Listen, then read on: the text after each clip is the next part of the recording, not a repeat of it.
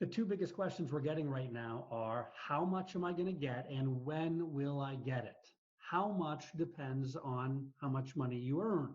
If you make less than $75,000 in adjusted gross income, you'll get $1,200. If you're married and filing jointly and you make less than $150,000, you'll get twice that much.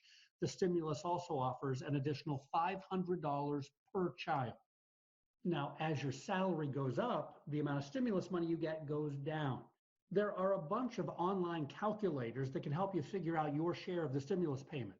We've got links to them at WTHR.com. Just input a little bit of information, and in seconds, you'll see how big your stimulus check is going to be. The other big question is, when am I going to get my stimulus check? Well, today, April 6th, was the original day we were told that we might be getting those checks. That's now been moved back a little bit. The Treasury Secretary says the first checks could be delivered later this week for tens of millions of people. The catch is that only applies if you have given the IRS your bank account information so that your check can be directly deposited into your bank account.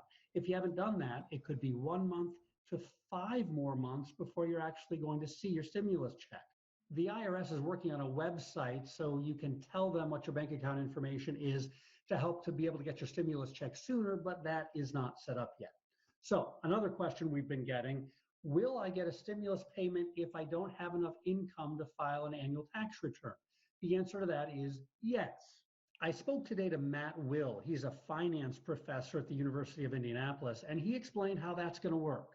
If you have not filed taxes in 2018 or 19, you're still eligible by two different methods. One is if you've received any Social Security benefit statements, and that means that you've paid Social Security taxes any time in the past, the IRS will have your information on file and you'll still get a check.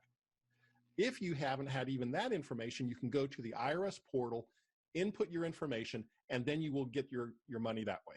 Robert wrote to us to ask this question. He says, my wife and I are retired and we have adequate savings. We really don't want the government to send us any money. Is there anything we can do to stop the money from coming to us? The answer is surprisingly no. We have not been able to figure out a way to prevent the Treasury Department from sending you a stimulus check. So you can find a really good charity, someone who's out of work, who desperately needs the money, simply donate your stimulus check to them. Even though you don't need it, there's certainly a lot of people right now who do. Lastly, an important warning, no one, and I mean no one, should be calling you or emailing you asking for your personal information in order for you to get a stimulus check. The federal government simply does not work that way. So if you are getting anyone who calls or emails asking you for that type of information, simply hang up, do not respond to that email. It is a scam. Let me say that again. It is a scam. Do not fall for it. We know you have a lot of questions. We like getting answers, so keep those emails coming to 13investigates at WTHR.com. We're going to answer as many questions as we possibly can.